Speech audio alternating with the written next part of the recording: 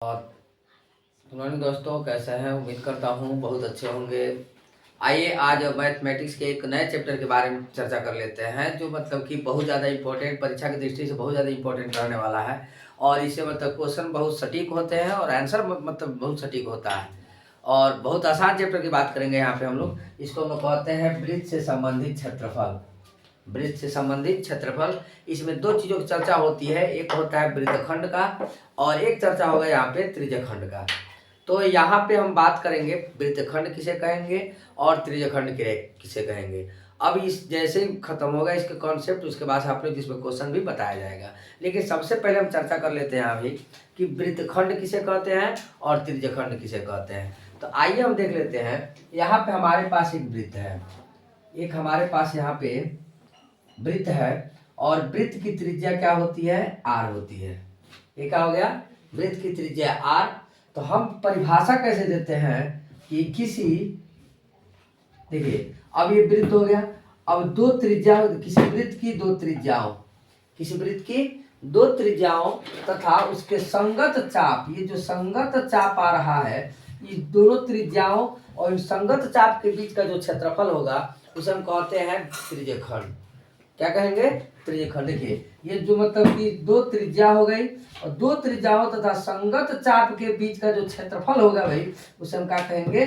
त्रिज्यखंड कहने वाले हैं। आप लोग मतलब इसे क्या कह सकते हैं? त्रिज्यखंड कह सकते हैं। आप लोग पिज्जा उजा देखे होंगे, पिज्जा होता है तो पिज्जा का भी आप लोग स्लाइस देखे होंगे, तो पिज्जा का जो स्लाइस होता है मतलब कि ऐसे ही कुछ करके होता है, तो वो भी इसका भी एक स्लाइस उसमें से निकाला जाए, एक स्लाइस निकाला जाए तो क्या बनता है? वहाँ पे त्रिज्यखंड बनता है। चाहे छाता की बात कर ले हम लोग, तो छाते के जो ताने होते हैं तो लगभग आप लोग देखे होंगे छाता का जो ताना होता है लगभग इस आकार का होता है। अब इस आकार का होता है तो ये भी लगभग क्या बनाता है? हमारा त्रिज्यखंड ही बना रहा होता है। बात समझ में आ रहा है आप लोगों को? तो देखिए हम कहे हैं परिभाषा, इसका पहले देख लिया जाए कि परिभाषा क्या होता है। तो किसी, लिख दें यहाँ पे, किसी वृत्त की दो त्रिज्याओं, किसी वृत्त की दो त्रिज्याओं तथा उनके या उसके संगत चाप, किसी वृत्त की दो त्रिज्याओं तथा उसके संगत चाप के बीच का क्षेत्रफल, संगत चाप के बीच का क्षेत्रफल, बीच का क्षेत्रफल क्या कहलाता है? त्रिज्यखंड कहलाता है। क्या कहलाता है? क्षेत्रफल त्रिज्यखंड कहलाता है। त्रिज्यखंड कहलाता है। हम लिखे बच्चा कि किसी वृत्त की दो त्रिज्याओं, किसी भी वृत्त की दो त्रिज्याओं तथा उनके संगत चाप के बीच का जो क्षेत्रफल होगा उसे हम क्या कहने वाले हैं? यहाँ पे त्रिज्यखंड कहने वाले हैं। अब त्रिज्यखंड के दो भाग होंगे, देखिएगा यहाँ पे हम बात करेंगे। जैसे मान लीजिए हमने ये बनाया मतलब कि वृत्त, अब यहाँ पे हम ले लिए एक ठो त्रिज्यखंड। तो अब देखेंगे, तो अब देखिए ये भी एक त्रिज्यखंड। देखिए हमने कहा कि एक छोटा क्षेत्रफल बनेगा, एक क्या बनेगा? बड़ा वाला क्षेत्रफल बनेगा। तो जो छोटा वाला होगा इसे हम कहेंगे लघु त्रिज्यखंड। क्या कहने वाले इसे हम लोग? लघु त्रिज्यखंड कहेंगे। इसे कहेंगे हम लोग लघु त्रिज्यखंड। और जो बड़ा वाला होगा, देखिए ये भी तो भाई दो त्रिज्याओं और उनके बीच का क्षेत्रफल की बात हो रहा है। तो अब ये जो होगा वो कहलाएगा आपका दीर्घ त्रिज्यखंड। क्या कहलाएगा? दीर्घ त्रिज्यखंड कहलाएगा। तो आप लोगों को लघु और दीर्घ समझ में आ गया। अब देखिए यहाँ पे जो कोण बनता है, यहाँ पे जो कोण बनेगा उसे क्या कहते हैं? थीटा। क्या कहेंगे? थीटा। अब कभी ये 60 का बनता है, कभी 45 का बनता है, कभी 90 का होता है। आराम समझ में। तो ये आपके क्या होते हैं? त्रिज्यखंड होते हैं। अब त्रिज्यखंड का फार्मूला क्या होता है? सूत्र बताओ कि क्या होता है। तो अब यहाँ पे आपको हम बता रहे हैं त्रिज्यखंड का फार्मूला क्या हो जाएगा। तो त्रिज्यखंड के क्षेत्रफल का फार्मूला होता है भाई, त्रिज्यखंड का क्षेत्रफल का फार्मूला होता है पाई आर स्क्वायर थीटा बटा 360। पाई आर स्क्वायर थीटा बटा 360। या अगर चाप दिया हो, यदि क्या हो?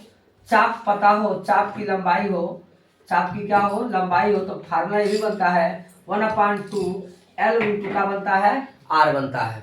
यानी फार्मूला ये भी त्रिज्य खंड का क्षेत्रफल का फार्मूला होता है और त्रिज्य खंड का क्षेत्रफल का ये भी फार्मूला होता है 1/2 L गुणे R, जहाँ L क्या है चाप की लंबाई है, R क्या उसकी त्रिज्या है। तो उम्मीद है कि आप लोगों को मतलब त्रिज्यखंड समझ में आ गया होगा कि किसी भी वृत्त की दो त्रिज्याओं तथा उसके संगत चाप, किसी भी वृत्त की कोई वृत्त हो गया और किसी वृत्त की दो त्रिज्याओं और उनके संगत बीच का जो मतलब ये क्षेत्रफल होता है उसे हम क्या कहते हैं, त्रिज्यखंड कहते हैं। तो त्रिज्यखंड में किसी को कोई दिक्कत नहीं होनी चाहिए। अब बात कर लेते हैं इसका क्षेत्रफल की और देख लेते हैं हम लोग। तो इसका क्षेत्रफल का फार्मूला होता है πr² थीटा बटा कितना होता है 360। πr² थीटा बटा कितना होता है 360। एक और फार्मूला भी बताएं आप लोगों को कि अगर चाप की मतलब लंबाई पता हो तो उसके लिए फार्मूला बनता है 1/2 और L गुणे का होता है R। ये भी क्या देखिए, चाहे कहीं यहाँ पर का प्रयोग करें, अगर कहीं पे हमको मतलब कि चाप की लंबाई पता हो तो हम इस फार्मूला का प्रयोग क्या कर सकते हैं। तो ये बात आप लोग एकदम बिल्कुल क्लियर समझ में आ गया होगा कि त्रिज्यखंड क्या है और त्रिज्यखंड से मतलब कि क्वेश्चन कैसे लगने वाले हैं और उनका फार्मूला क्या होता है। तो उम्मीद करें आगे बढ़ सकते हैं हम लोग। अब बढ़ते हैं आगे, अगला बात कर लेते हैं हम लोग वृत्तखंड की। तो त्रिज्यखंड क्या होता है पहले समझिए। यहाँ पे जैसे मान लीजिए हमने एक बनाया वृत्त, हम क्या बना दिए एक ठो वृत्त। तो अब इसका क्या होता है बच्चा कि अगर कोई केंद्र से मतलब कि एक चाप हो गया, ये क्या हो गया चाप, तो किसी मतलब कि चाप और जीवा, ये आपकी जीवा हो गई, तो किसी जीवा, ये क्या हो गया आपका जीवा, ये क्या कहलाएगा एक चाप। तो जीवा तथा चाप किसी वृत्त की एक जीवा तथा उसके संगत चाप के बीच का जो क्षेत्रफल होता है उसे हम कहते हैं वृत्तखंड। क्या कहते हैं, वृत्तखंड कहते हैं। तो ये आपका हो गया कि एक जीवा और ये क्या हो गया चाप, और जीवा और चाप के बीच का जो क्षेत्रफल होता है उसे हम कहते हैं वृत्तखंड। क्या कहेंगे, वृत्तखंड। तो अगर कोई जीवा हो और एक चाप हो, जीवा और चाप के बीच का जो क्षेत्रफल होगा उसे हम क्या कहेंगे, वृत्तखंड। और ये क्या कहलाता है, यहाँ पे कोण बनाता है थीटा। क्या बनाता है, थीटा। ये भी दो भाग होंगे, एक हो जाएगा आपका लघु वृत्तखंड, ये क्या हो जाएगा लघु वृत्तखंड, और एक हो जाएगा आपका दीर्घ वृत्तखंड। एक क्या बनेगा आपका दीर्घ वृत्तखंड। तो अब यहाँ पे थोड़ा सा चर्चा करते हैं, परिभाषा आपको शुद्ध रूप से लिख के दिखा दें ताकि आप लोग को याद हो जाए। तो बात करेंगे यहाँ पे कि किसी वृत्त की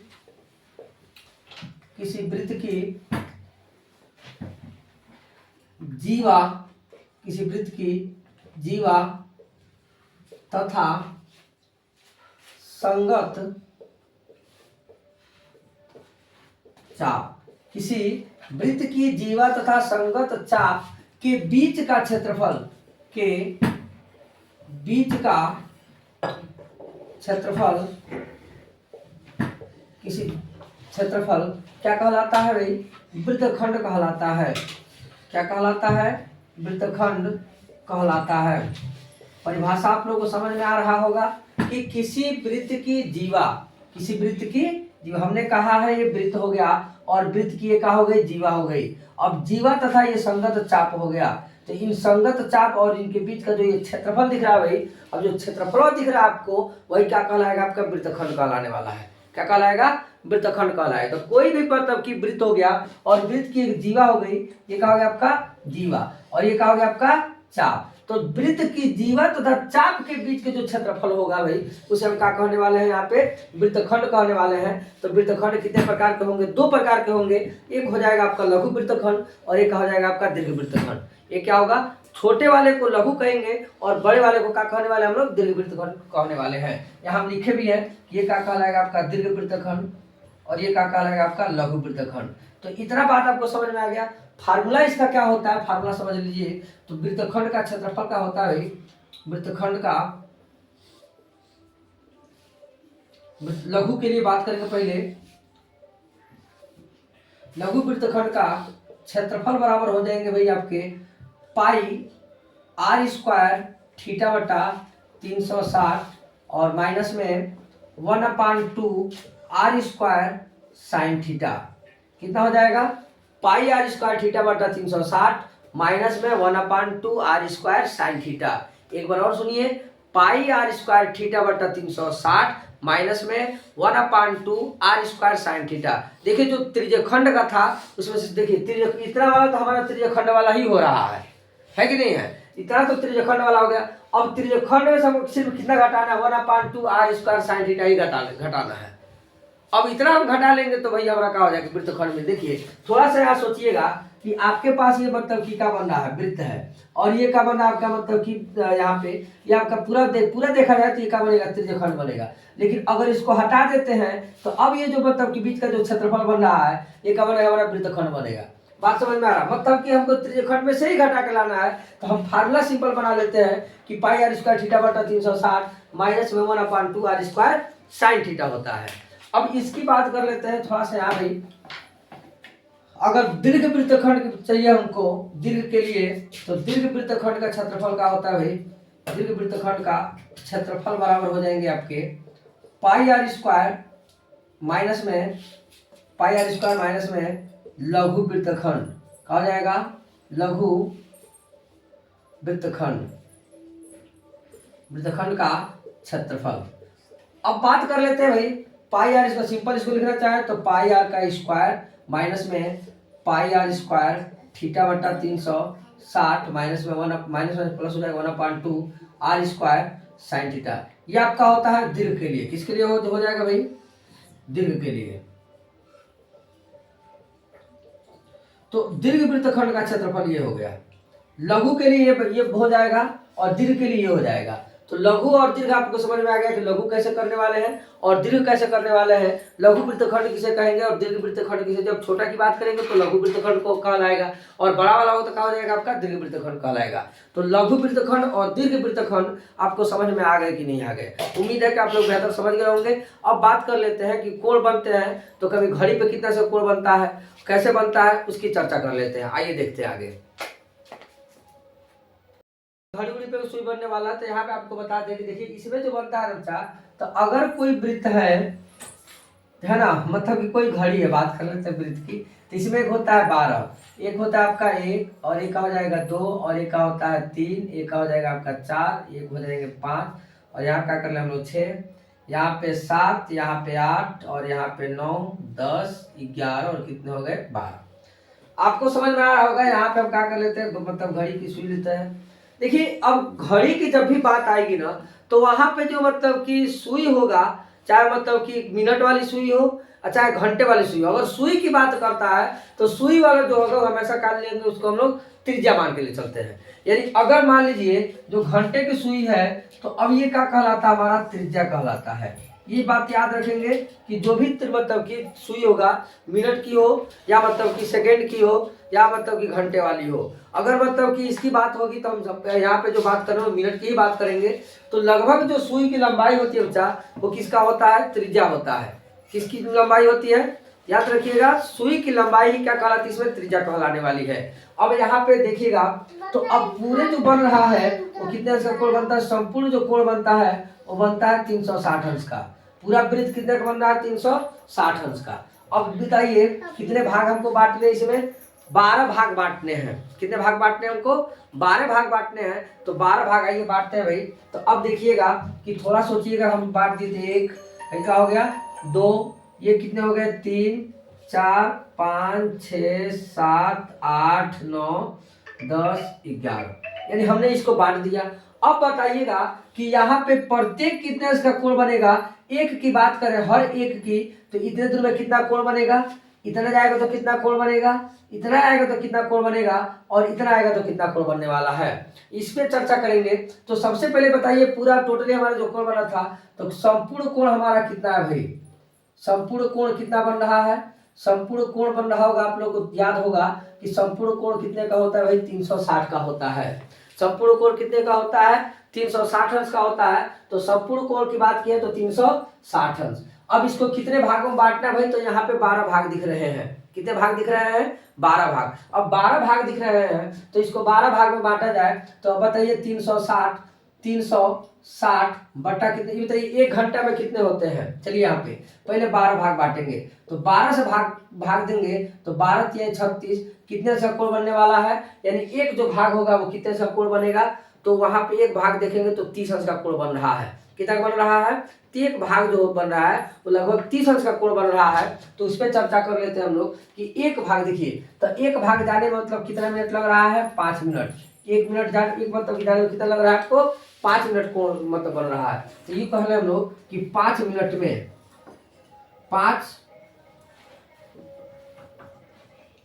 5 मिनट में रचित कोण कितना होगा भाई?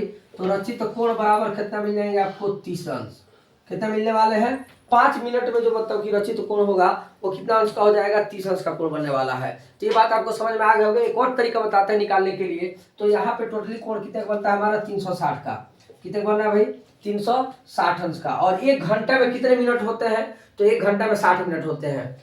संपूर्ण कोण कितना बनेगा? संपूर्ण कोण बनने वाला आपका 360 का। और 1 घंटा में कितना होता है? हम जानते हैं कि 1 घंटा में कितना होता है? 60 मिनट होता है। 1 घंटा में कितना होगा भाई? यहाँ पे 60 मिनट होगा। 60 मिनट होगा। कितना होगा? 60 मिनट होगा। 1 घंटा में कितना होता है? 60 मिनट होता है। तो अब इसको 60 से भाग दे कि 1 मिनट में कितना इसका कोण बनाएगा। तो आइए चर्चा कर लेते हैं। ये बताइए 1 मिनट में कोई भी मतलब की सुई हो, तो अगर 1 घंटा की बात कर रहे हैं तो 1 घंटा में जो मिनट वाली सुई पूरा मतलब इसको चक्कर कर लेगा कि नहीं कर लेगा? कर लेगा। आइए देखते हैं। तो अब बताइएगा, तो 360 तो 1 लिखेंगे हम लोग, 1 मिनट में बना कोण। क्या लिखेंगे यहाँ पे हम लोग?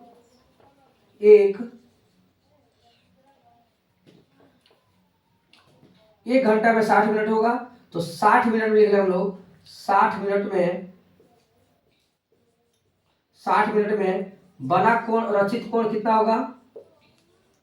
रचित कोण बराबर 360। देखिएगा 60 मिनट में यानी पूरा एक मतलब घंटा में कितना सा कोण बन रहा है? तो 360 अंश का कोण बन रहा है। पूरे मतलब कि एक बार गया घूम कर ये यहाँ से लेकर के यहाँ तक आ रहा है, तो लगभग 1 घंटा में कितने का बन रहा है? 360 का बन रहा है। तो हम लिखे हैं 60 मिनट में रचित कोण कितना हो गया भाई? 360 डिग्री। तो यहाँ पे पहले निकालेंगे हम लोग 1 मिनट की। किसकी निकालें हम लोग? 1 मिनट की निकालेंगे। तो 1 मिनट की कितना मिल जाएगा आपको?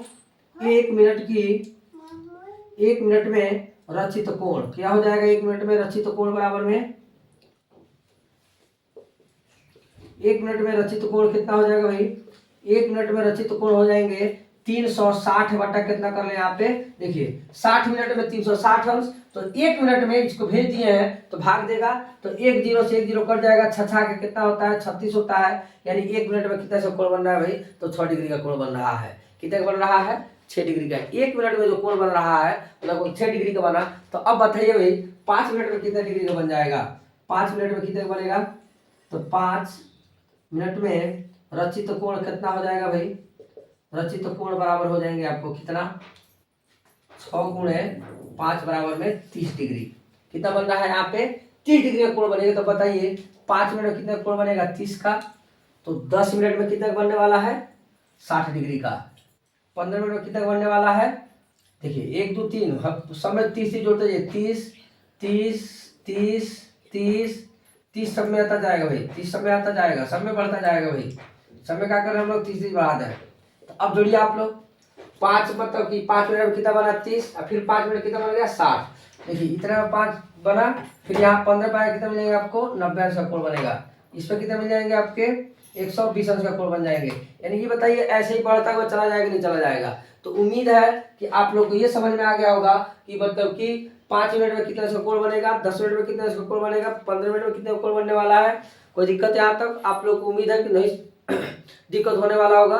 तो आप लोग को वृत्तखंड, त्रिज्यखंड और आपको मतलब कि क्या नाम है घड़ी का जो मतलब कि घंटा क्या नाम है जो डिग्री बनने वाला है, जो कोण बनने वाला होगा, आप लोग को समझ में आ गया होगा। आगे बढ़ लेते हैं। अब बात करेंगे यहाँ पे तीनों के एक साथ, उसके बाद हम मतलब कि क्वेश्चन के शुरुआत करने वाले हैं।